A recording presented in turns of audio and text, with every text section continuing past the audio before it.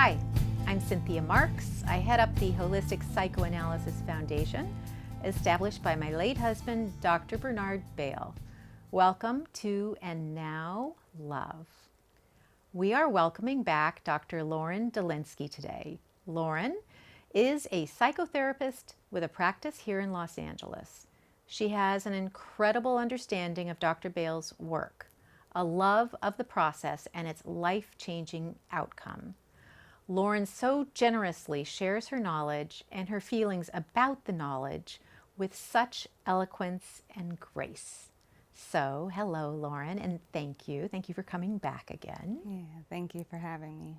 Today, we're planning to further discuss the feminine, our feeling side. Please give us a brief description, if you wouldn't mind. I know we've gone over this before, the difference between the feminine and the masculine and what those terms mean in terms of this work. Yeah, so, the way we use them here is it's not really about gender. So we're not talking about man, woman. We're talking about parts of any person. And so the feminine, when we talk about the feminine, we're talking about the feeling side of a person, the intuitive side, the receptive side. That's what we mean when we talk about the feminine. So I'll sometimes just say the feeling side. And then the masculine is the more intellectual side, all those other things, going out doing, whereas the feminine is receptive, being, feeling. Mm-hmm. So yeah, we're talking about that again today. And to that, I feel like a lot of us have come to sort of stereotypically think of the feminine as meaning the weaker part of us. How did we get to that? We talked a little bit last time about how I think for almost everybody, that side of a person has been very devalued, shut down, put to sleep in a lot of ways. There hasn't been a lot of value placed on the feeling part of a person. And that shows up in a lot of different ways. And I thought, after our conversation last time, maybe we could elaborate on and clarify certain things, because we did talk about when people are a bit disconnected from the feeling side. And I think maybe some people could have had the understanding of, they're just talking about people who are numb, or maybe they use substances and they're not really feeling much. They just feel a disconnection. Mm-hmm. So today I thought we could talk a little more about, actually, there's probably plenty of people listening who would go, that's not me. I feel a ton of things. I feel everything. In fact, I feel an overflow of things, and it's too much. It's too much. Yeah, I think you're right. I think a lot of us might have been listening and going, don't we all have some Right, feelings? that's not me. I feel a lot of things. So great. Yeah, so, the question becomes, what is the person feeling? Because what we talked about is how ideally the feeling part of a person can be used to guide the person in their life. It becomes a compass for somebody if we have a healthy feeling side. But so many people, and especially if there are a lot of feelings in overabundance, and maybe people are riddled with anxiety or fear, pain, a lot of the negative feelings, we see that what they're actually feeling is an overflow, usually from the parents' unconscious. Often, first moms, maybe dads too. It really depends on the person. Mm-hmm. So really what's happening is that it gets a little confusing maybe for people sometimes, because they're not necessarily using their own feelings. And can you give an example of how that might present itself? I mean, it shows up in so many different ways, but a lot of times what happens when there is that overwhelm or the overflow is it often comes with a certain confusion, like, why am I always having this emotional experience, mm-hmm. right? And what we're looking at is then the mind becomes so clouded with the toxicity of the overflow that you can't really use those feelings as a compass. It needs some cleaning up to see who we even have there, mm-hmm. right? Because they're, the example of someone unconsciously really being a parent, all of a sudden they might even catch themselves and I could just hear my mother's voice coming out here, or my father's anger, or whatever it is. And so we don't actually have the real person. So do you have to move mountains to eventually be able to discern between the two, between what am I really feeling versus what I think I'm feeling, or feeling they're not my feelings, they're somebody else's feelings? We've lived a life one way all this time. Right. How do you know the difference? Right. that's where the dreams really can help. That's where the dreams can help. And that takes time too, because everybody's so different. So everybody has their own unique individual story, an emotional story of what happened to them. And so as we get the dreams, we start to clear things up and we start to see, oh, that actually sounds more like mom. That actually sounds more like dad. And we start to clear things out because people have been so inundated. And the dreams might initially even show, I hear lots of, for instance, people will have recurring tidal wave dreams, right? They're just inundated. There's an overflow. A really common one too that you'll hear is a bathroom. Maybe there's a toilet, a gross, dirty bathroom with a clogged up toilet that's just overflowing. And you wake up thinking, why am I dreaming this? Yeah, and it's not a good feeling. You go, I have nowhere to go. I have nowhere to go. So you have a dream like that, and when we start to think about what that actually means, what is the overflow of toxic, yucky junk that now is in this person's mind, that now they have to deal with? That's a pretty common dream, isn't it? That's a pretty common dream. I mean, most people have had some version of that dream where the plumbing has just gone wrong and there's an overflow, it's gross, you know, there's not a working bathroom. Right, and you have no choice but to be in that space. You're just in it and feeling stuck, like I have nowhere to go.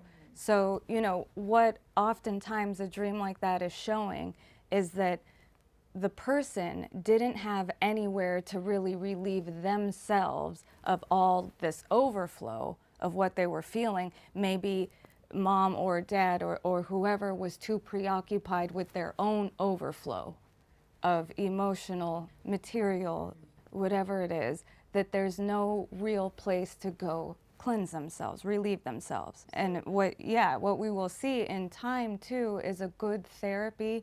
It's not so glamorous, but sometimes we become the working toilet or the working bathroom. That's where people can come and relieve themselves of the toxic material they don't need to carry anymore. To that, would it be that without going through this process of undoing this, each generation just piles on more? Oh, there's a pileup. There's an absolute pileup. And so that's what we talk about a lot in this work, because people will get very protective of their parents and think, you know, they're not bad people, they didn't really do this, but we have to look at what's happened generationally, right? And humans have just been through so much. Can't deny it. You can't deny it. So this feeling part of a person has just been through an enormous amount generationally. So a lot of times when that feeling part of a person gets so overwhelmed that you can't even really use it because we go, it's just too much. It's because there has been such an overflow generationally. Now, this is a popular conversation right now. People understand that there's such a thing as generational trauma, epigenetics. All of these things are becoming more and more known and talked about. So again, we just see that the way it's transmitted is via the imprint. It's via the unconscious. But that information coming from that knowledge about epigenetics and generational trauma is all for the good. Yeah. It's helping us. Oh, we have to know. We have to know what we've been through. There's been too much denial. It just doesn't work. Masculine and feminine.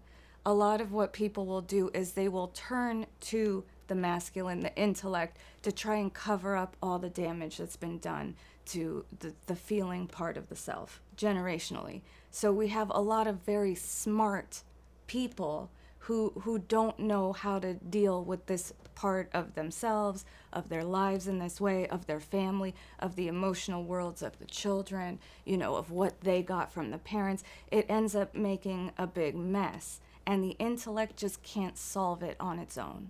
A person can be so smart, so smart, and unless we start really attending to what's happened to that feeling side, nothing really changes. You were speaking of, you know, we're in denial so oftentimes about our feelings, where they came from or didn't come from, and the trauma. And I feel like a lot of us work really, really hard to protect our parents, not just in the womb or in infancy, but throughout our lives. Throughout our life, that's right. does this happen where someone's in therapy with you and the first things they might want to talk about are, everything was fine. I love my parents. They love me. That's all good. So check that off. We don't have to go there. Right. Oh, all the time.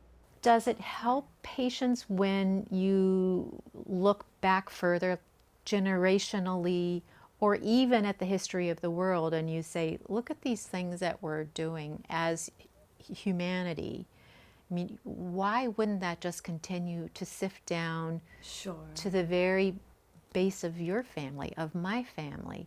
Does that make it easier for people to accept that maybe everything wasn't perfect? I think so. I think a lot of times what can help people kind of bridge that gap is we think about what was it like for your parent, let's say mom, as a child in her family. Chances are it just wasn't perfect. There's something. And we take that idea back. So what did mom have to experience? What did she have to hold? What did she go through? Like, all of those things stay with a person. They don't just magically, even if she grows up to be a pretty lovely person and have a marriage, have a life, have a career, all of these things, there's still an unconscious there that has been through what it's been through. And those things are felt. Those things are felt. So it's not that all of a sudden we're going to discover that mom was actually a monster. She's actually a really scary, bad person. Because I think a lot of people worry, what are we doing here? Like, I don't want to talk bad about my family. Yeah, that's the last thing most of us want to do. Yeah. You know, I mean, there are, of course, there's cases where there's obvious difficulty, there's obvious abuse, there's obvious illness, and people can come in and go, look, this was really hard. And then, okay, we start there and look at what happened. But like you said, there often are times where people go, that part was okay. But then we have to make sense of, okay, so what are you struggling with now? What are the difficulties? And what's underneath all of that? Because it gets confusing for people. People will start to think, it's just me, I'm just the problem. And the purpose is not to just blame the parents. The purpose is not to be like, oh, you're not the problem, it was your parents were the problem. We just look at the reality of what's been passed down and how much a person is carrying that's not serving them, that's preventing them from really getting to be themselves. What Dr. Bale discovered is that we have a real crisis. There's truly an epidemic of people not really getting to be themselves. Not really getting to be themselves. They don't know that they've had to take on so much from this unconscious overflow that actually they, in order to survive it, they said, okay, mom, I'll take this on, and for my own survival, I'm actually going to become you. That's how I survive. And sometimes they go to dad. There's other influences as well. Everybody influences everybody. We focus a lot on mom and dad because those are the big figures usually in a family. Obviously, every family is different. There's different players. We have to see there's all kinds of things that can happen. But we're talking really basically, because getting back to basics, what Dr. Bale was talking about is that when we come into this life, our very, very first contact is with the mother in the womb. That's the first contact, right? And that a lot actually happens there. It's not just, a lot of people think it's just this blissful time. You're just developing, growing, and swimming around. You know, you're enveloped in love, and it's warm, and it's beautiful. And then you come out into this harsh, cruel world, and then the trouble starts. It's not. Actually, you're already experiencing all of the troubles of the world via mom's unconscious. So mom's all of her unprocessed material, all the things she hasn't attended to in her life, all the unaddressed pain, and again, generationally, she's lived a full human life, and so did her parents, and so did those parents, and back generationally. And there's a lot then that this little being that is developing in the womb is being hit with, hence a tidal wave, being completely inundated. And I want to be careful too, because I talk a lot about like big dream themes that show up, like the clogged bathroom or a tidal wave, and we have to look at the specific dream, because sometimes, you know, a tidal wave might actually be a reconnecting to feeling. That might be overwhelming and like, oh my God, I've been disconnected. Now here comes a bunch of feeling. Mm-hmm. So it depends on the individual. We have to look at what's happening at their life, their dream, their story, and their associations to the dream. Because one thing that I think is worth clarifying about the dreams and getting in touch with this feeling part of the person and the feminine unconscious, because in Dr. Bale's work, the feminine unconscious is so key to a person's healing. That's the most healing, nourishing part of the psyche. That's where real healing comes from. We're talking about that's the archetypal nourishing mother. Connected to spirit, too. Connected to spirit. So he wants us to all have sort of constant access to that part of ourselves. If we can, that would be so helpful. If we can have access to that part of our mind, that really helps us. For one, we get to be more ourselves.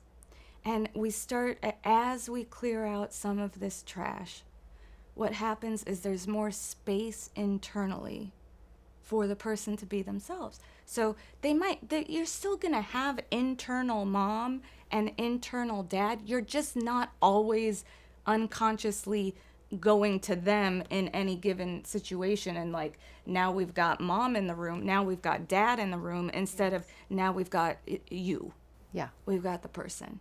But so when we have a dream, though, what we really need, because I think sometimes when we talk about this, people might think, therapists like us are just, we have the magic keys and we hear a dream and we can just unlock the secrets and we'll heal you. We plug in some information. We plug in info. I'll tell you everything you need to know, and then we carry on. And on some level, that would be really nice. That would be so nice, right? That would be so nice. And look, sometimes I hear dreams and I get a very strong sense of what I'm listening to. But there's always a process. I need to hear what the person thinks about their dream, what they feel about it. I want all of their associations. The person, a patient in this kind of work is really put to work. Yes. I need them engaged with it if they're going to get somewhere with this work. It's not just me telling a person what their dream means and this is the therapy. No, we're putting your mind on it, because this is the deepest part of you saying, hey, listen, I have a message. And we want you to start to expand your mind. This is how a mind is grown. This is how maturation happens. This is emotional development, is getting a person to think about what their unconscious wants them to know about their own life, and the dreams will detail your entire life experience from the perspective of your unconscious. That gets hard for people too, because they'll go, I know my story. I can tell you from start to finish, consciously what I've been through. And good. We want you to have a good understanding of your conscious story. Mm-hmm. Let's see unconsciously too what you've experienced, because you've got these two parts. Just like we have masculine and feminine, we have conscious and unconscious. And then to go even deeper, the unconscious has a masculine unconscious and a feminine unconscious. Oh my gosh. I know. Oh. So there's all these layers. Right? It's wonderful. It's beautiful, right? We're so complex. We have multitudes inside. It is beautiful. So should I even ask, what is the difference between the masculine unconscious and the feminine unconscious? Is that a big topic for another day? We can talk about it a little bit now, maybe come back to it as needed, but it's a similar idea as what I was saying about masculine and feminine. In the conscious world, it's the intellectual side of the unconscious and the feeling side of the unconscious. So it's just those same ideas about the analytical, intellectual, more masculine versus the more feeling and intuitive feminine. It's just that it's the unconscious part, the part that the person doesn't know about. Depending on how much resistance there is to feeling, a lot of times people will start with the masculine unconscious, and you're still kind of working in the intellectual arena because the feelings are so protected. Would what Dr. Bale would call the internal saboteur be part of the masculine unconscious? That's a good question. I don't know what he would say if it's one or the other. Mm-hmm. It's just the force in the mind that's protecting the imprint from really being known, understood, and changed. Mm-hmm. Right? Because the mind, an imprint is so powerful, and it gets so linked initially with survival that a person will feel, if we start to monkey with this and change it, I'm going to die. You're going to kill me. So the saboteur actually comes in to protect the person from having to re-experience pain, from having to go through all those difficult things that we got rid of. We got rid of that stuff. Right. Look how you're doing. You haven't had to go there. You're fine. We didn't. Yeah, but the problem is a person. So long as that's still in place and functioning in the unconscious, a person isn't really getting to be themselves, and they're stuck with all these patterns in their life that they don't get. They don't understand why. And they don't know that there's this thing happening in their unconscious that's creating a lot of trouble. So that's the real work, right, is wrestling with what you're allowed to know about this part of yourself and how much you're allowed to change it. If I knew unconsciously from the onset that I needed to kind of keep the status quo, let's say, with my dad, I would unconsciously be saying, why don't you just act like dad? Because if you act like dad, you can't be doing anything wrong in his eyes because you basically are him. So is that like a starting point where I try to pick an avenue to keep myself safe and keep him safe, because now he's not going to have to be upset with me or get on my case or feel threatened by me because I'm just like him? That could be. Look, that's a pretty specific, but also I think probably a lot of people could relate to that example. So if we have a dad who has those sort of authoritarian qualities, and it's my way or the highway, and you better fall in line, then absolutely, that could be you learned unconsciously in order for me to get love. Because also what all of this comes down to is love, right? It's love and survival, but it's an inverted version of love. It's not real love. It isn't. It's not real love. And that's what is so important for people to get. Because what happens is they have this convoluted idea of love. And then they go out and find relationships where they're re-experiencing love. And guess what? It isn't. It's not love. It's not love. And people wonder, why this again? Why this again? To answer your question, yeah. And then unconsciously you go, okay, Dad, I guess I better, be you. I better do things like you, because that's how I stay connected to you. That's how I get your approval. You're going to love me. You're going to take care of me. I stay safe this way. But that's then hard on the person. It is. Yeah, too hard on the person. So, a lot of what we see is in the feeling side of a person, as it's been through what it's been through and endured what it's endured, a lot of ideas get flipped. So a lot of really important ideas are twisted upside down. We talked a little bit last time about how feeling, which is such an essential part of a person, the feeling part is so essential, gets turned into something really threatening and scary and something to be avoided at all costs. And you will see all manner of dreams where when feeling comes in, maybe it's portrayed as like a big scary animal. I mean, last time we talked about, the spider that gets beaten, and it's portrayed in such a way where it's bad, and that's upside down. That's upside down. And then we have all kinds of things then that get turned on their head. And this is why then the person might not be able to use their feeling self as a compass or guide, because things are too twisted around. You don't have a good compass. If you've made something that's not love into love, which is so common, that's so common, you are not going to have a good compass. You are going to think you're going towards love, and guess what you're going to find? So this is why we want to do a lot of cleanup work. We're often, this therapy, we see themes a lot when people start to do it of like, they're coming to class, they're coming to school, they're coming to night school, they're doing swimming lessons maybe, because we're learning how to get in the water, which is the unconscious and feeling, the feeling part. So people start to learn how to navigate this arena, and they start to learn how the mind works. It is fascinating because as you're saying all of that, as Bernard and I talked about our dreams, it was kind of the same scenario that you're describing, where, first I started with all the big scary animals chasing me. Wild. Oh, and airplanes crashing, Yeah. and the bathroom that you can't get out of. That's right. And then all of a sudden I was back in school, and it's just everything that you're saying. That's right. That's right. It's really a back and forth too. It's also, it's not a clear path because there's so much wrestling that happens along the way. So it's not like all of a sudden you come to school, this is cleaned up and you're good. There's such a back and forth all the time. And that's just part of the process.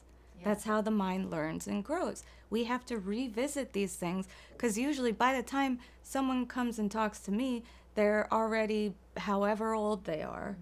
They've had this in place for their entire life. So it takes the mind a long time to start to, first of all, open up, tell the story, and really wrestle with something new. Yeah. There's a reason why real deep change is hard. It's hard. And I think we just, on a very base level, don't even know that we have the luxury of such a thing. I mean, your life is what it is all day long. That's right. And why would you think otherwise? I mean, right. I'm living my life. I'm feeling my feelings, I think. Right. And yeah, like a lot of people will think, I'm feeling my feelings. I don't know what you're talking about. This is me. And we go, okay, we just look at the dreams and see what the actual story is. And sometimes we see that the person's feeling self is actually, this little wounded animal that's been neglected a very, very long time. And there's lots of imagery throughout the dreams that show a lot of neglect. A lot, dying vines and arid deserts and a lack of water, a lack of sustenance, no food. There's so many things that can point to just an undernourishment of this part. And that's pretty universal. It makes sense. And I mean, it's so fascinating that we all have these images that are representing feelings and similar feelings. Mm-hmm. They're just like this gift. They're just so, well, they're inaccessible, but yet very accessible. Right. And what am I feeling at any given point? And if this is confusing, what's happening? And I want to highlight what you said about the luxury of having this, because being understood in this way truly is a luxury. It's a luxury. Obviously, we're trying to get the word out more about this. Yeah. Right? But it's such a luxury to have this understanding, and we will see that in the dreams too. The people will point to the luxury of being able to do this. I see. But what can also happen, and often happens, is that when things are turned upside down, what the person does is they will turn the pain, they will turn the imprint into a luxury item. That you have to protect. And yeah, and it came from mom, and it came from dad. Especially, this is a luxurious gift. Yeah. This is a luxurious gift. What do you mean? What do you mean? So I have a dream I could tell you that shows some of these inversions that happen. This is a dream from a patient who was this is like a middle of a treatment. So a couple years, 2 or 3 years into a treatment, into a very engaged treatment. Mm-hmm. And so the dream takes place deep in the ocean. And, no land in sight, deep in the ocean. There's this vehicle coming apart. And the parts are flying everywhere, and the patient feels she's going to be killed by these parts coming apart. She's swimming in the ocean? Swimming in the ocean, seeing this thing being dismantled, and she has the sense that it's this luxury vehicle. Like, she thinks it's a Porsche Cayenne. So, really nice car, but feels she's going to be killed. And then the other thing in the dream is she sees a cushion in the shape of a clamshell, and that's the dream. So it's a really interesting dream because, so first of all, I'm summarizing, there's a lot of back and forth that happens to understand what's going on, but we've got it set deep in the ocean, so that already tells us we're going deep into the unconscious, right? The ocean tends to be the unconscious. So we're deep in there. Now something's being dismantled. Again, this is a person who's well into their treatment. So this is about an imprint coming apart, but guess what? She thinks it's going to kill her. Taking this apart is going to kill me, and it's a luxury vehicle, right? So this is a really good example of how things get turned upside down in the mind. It's not a luxury vehicle. it's a luxury getting this understood. There's that piece. But that's an imprint. You want that dismantled, and it's not going to kill you. It's going to save you. Dismantling that imprint is going to allow you to be you. To be you. But you see, it feels like a death. It feels like being killed. And it often shows that we get a lot of death imagery and dying imagery. And, you know, sometimes it's a parent being killed or sometimes the person, because these things in the mind need to die. There's a real transformation, right? So we have that coming apart. And then we get a little hint, too, about this clamshell. So that was a really interesting thing, because the clamshell, it turns out, could go both ways, because for one, clams are very primitive creatures. They're bivalves. So it's talking about a trauma that happened at the most primitive layer.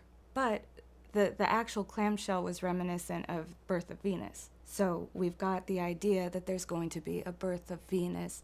Venus is the feminine. Venus is the ultimate symbol of the feminine. So if you can actually start to dismantle this imprint, guess what you're making space for? But you get to see how confusing it is for people, and why you need a good guide along the way, because they'll think, you know, this is why people will leave a treatment and go, you're trying to kill me. Yeah, I understand. You know?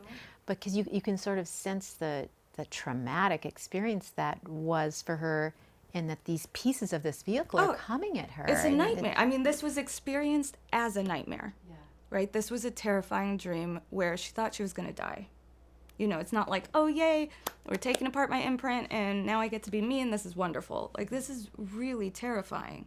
Through her sessions with you and your interpretation together, she's able to feel that, understand it intellectually and feel it, and then by feeling that, she can move on or incorporate that more into who she really is. Yeah, she's going to have to wrestle with that, right? Because, again, when we're talking about feelings, the feeling here, the feeling is terror. The feeling is, I'm going to be killed. So this is where an understanding of feeling really comes in, because we need to help clear up your mind and go, no. Here, no.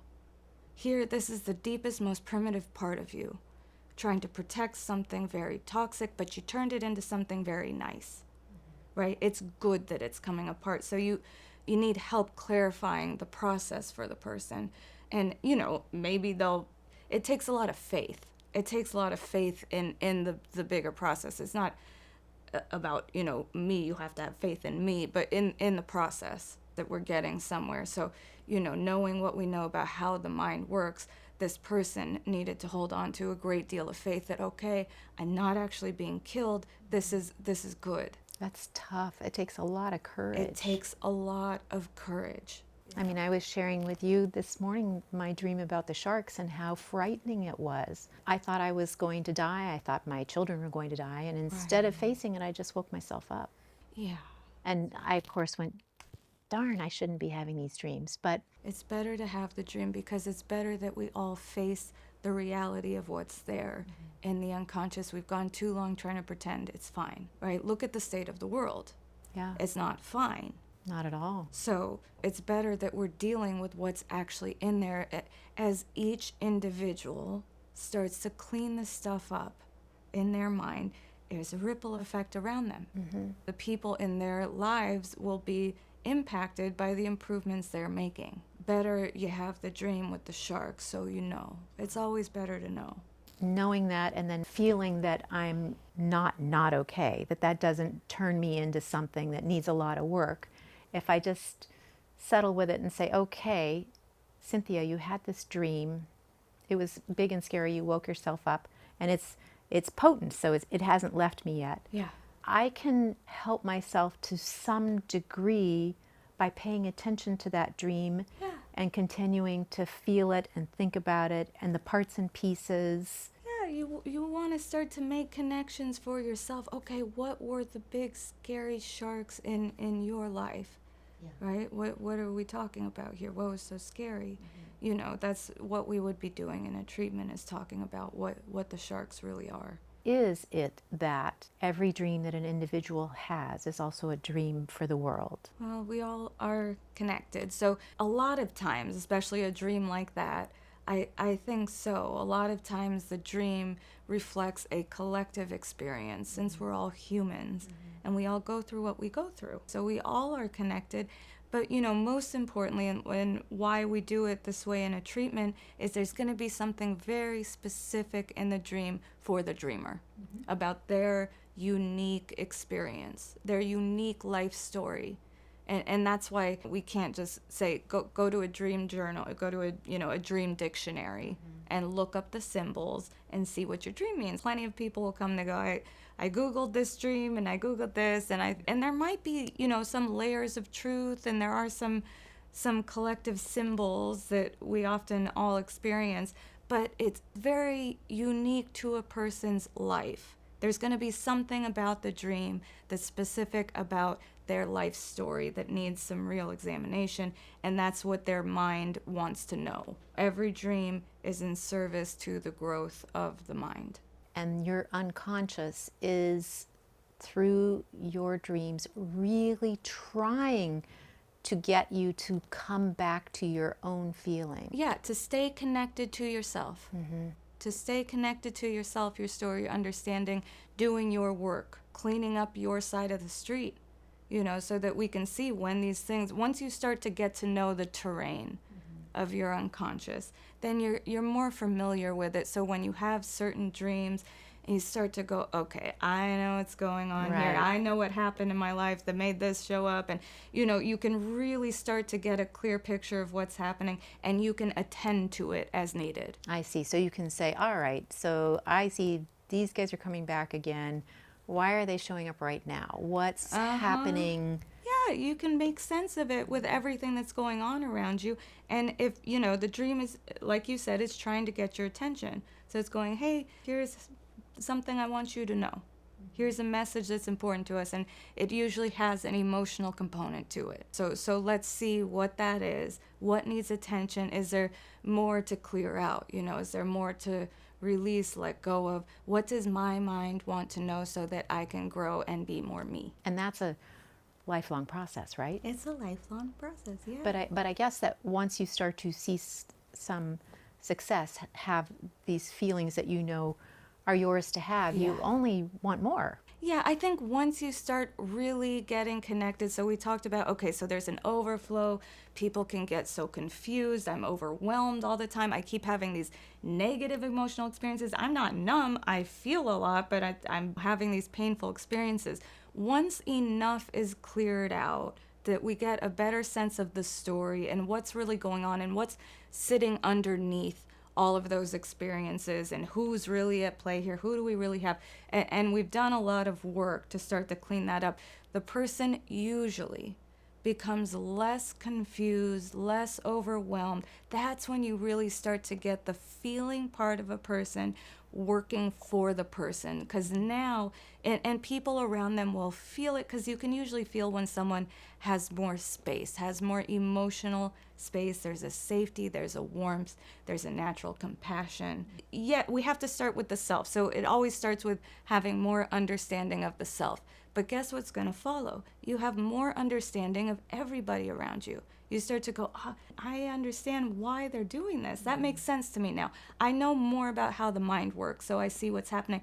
And inevitably, hopefully, we have more compassion, right? Because we see what everyone is carrying and what everyone's going through, and there's just so many reenactments everywhere. But we start to see it a little more clearly, and that is where we get the feeling side guiding us. I feel like that happened to me. Look, I'm talking about myself today. Yeah. In that perhaps I had an intellectual understanding of what empathy was, and I knew what that should look like, and I could speak to the people dear to me and offer up some kind of empathy.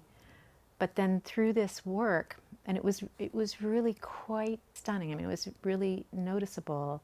I had a couple of experiences where I was with people that are my friends, and they shared experiences that were really troubling. Yeah. And I had goosebumps, and other times I couldn't help it. I just began to cry. And that didn't happen to me before. Just telling you that gives me goosebumps, because it's like this beautiful gift to be able to feel that connected with other people. That's right. A beautiful gift. I lived so long really without that. Yeah. And I mean, I just want all of us to be able to have that gorgeous feeling. Yeah. What you're describing is true emotional availability. Those terms get used a lot, like people want an emotionally available partner Yes. when they're dating, right? But I don't know how much we have a real understanding of what that means. So what you're describing, when you can use your feelings to connect to somebody else, that's an emotional availability. I think a lot of us are saying that's what we want, but we don't really know what that is. That's right. Well, it's what you described. Like, a lot of people try to do it with their intellect because they don't know what's happened to their feeling side. They don't know. This is not well known. Again, a lot of people think, I'm moved by things. I went to the movies and this made me cry. And, and because I feel all this, I have my feelings. But there's so much more. I understand some of this might sound confusing to people. But what we want people to know is there's so much more going on in the unconscious, and your feeling self has gone through so much. So that's where we want to really start to clean things up for people, right? So that they can have those cleaner interactions. We're all humans, so things happen and get messy. But if there's a reenactment of something that's happening, you'll see it a little more clearly. You'll know what's happening. You can take better responsibility for your part in something. You can see what's happening. And take better care of yourself in that process. Take better care of yourself and others around you. You'll take better care of the people in your life. So really, in helping humanity, in the best way to help humanity, it's sort of like one individual at a time, healing us, getting us to our feelings, undoing our trauma, so that we can come from a place of love and maybe make someone else curious about that. We would hope so. I mean, I think that was Dr. Bale's whole, that's why this is called And Now Love. Yes. Because we need to clean up our collective understanding of what love is. And to do that, we have to get very clear and very realistic about what is not love. What is not love? What if we had to turn into love that wasn't love? And that's so much of what the process is. And how to feel that it's okay to stop pretending that that's love, Right. for the sake of the other people around you that want to pretend it's love. It asks a lot of people, because a lot of times what people have to come to terms with is that they weren't really loved, even by the nicest parents. That's what's confusing for people, right? And they go, I was so loved. And we have to get a better understanding. Okay, so tell me what your experience was. What did your life feel like to you? We have to clean up the parts that weren't love. It's not that there was no love. Maybe there was some love. And whenever there is genuine love and understanding and all that good stuff, that doesn't hurt a person. Love doesn't imprint in the way that we're talking about. Not that kind of imprint. It only helps. It only heals. So there's no work to be done there. No, we want space for more. We want space for more. So like you say, this is about how we grow and evolve as people, hopefully collectively, right? This is how we become more loving as humans for all of humanity, right? And it takes getting very real about what's not love and cleaning that up in our own minds, because we all carry it. We all carry a lot of lies. We've all had to take in and really swallow unconsciously so much that is not love. So I think getting as clear and honest about that as possible is better for everybody. It's better for everybody. It's certainly better for the person. It's just, you're asking people to face a lot.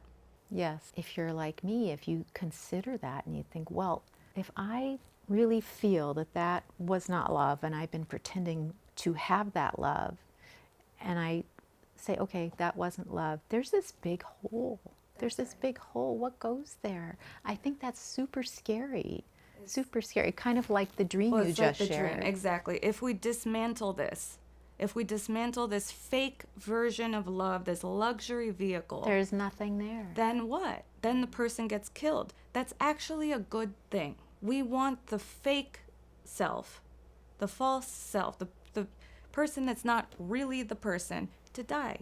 You know, the identification, being, you know, more mom or being more dad, all of that has to die for the person to really get to be themselves. That's terrifying to have to do. That's because it's like we say, you actually might feel you're dying when we see it this way in a dream, and when we have feelings involved. That's what Dr. Bale was really so adamant about, because you need the feeling part of the person, and we need the feminine unconscious involved to really facilitate change, because change always has to touch the heart. We can't think our way through it. We can't. It doesn't work. We've tried. Yeah. People have tried a very long time to think their way through these problems, and we can't do it. No. And it's becoming more and more clear. That's right. It just doesn't work that way. So I think so many of us still think dreams are just nonsense, and we just close the door on them. You wake up in the morning and you think, what the heck was that? And you think, I just got to go brush my teeth and get over it. If we just could just open that door and just say, okay, invite that in a little bit. Yeah, just see. Let me just think about this. Just start to think about it. And if we did that regularly, we might start to get a sense of our true self. Right, who we really are. Who we really are. Yeah. We might be able to deal with some of the things in our real world that we could point to our dreams as the source of the information. Like you have this dream about this big scary bear, then that scary bear represents some situation that you grew up with, and then in the real world you come across an event that makes you feel that big scary bear feeling. You can say, this is the same feeling as that. What's happening in my world that's making me feel like this? Is that? Sure, you can draw connections. You also will get really in touch with the more creative part of yourself. I think a lot of problem solving, I mean, we know for people, for artists, all of this, true creativity flows from the unconscious. So it doesn't mean that everyone has to know this work specifically. A lot of people are more attuned to that part of themselves, and they'll know. And some people will even say, oh my God, I had a dream and it inspired, you know, whatever, this work of art or this so many scientific discoveries have come from a dream. Right? Isn't So that many. something? That is really something. Yeah, there's so many. So we want people paying attention, because again, it's not just to clear up your own stuff, which I think is very critical. I mean, this is what we're doing in this work, but also you'll be tapped in collectively.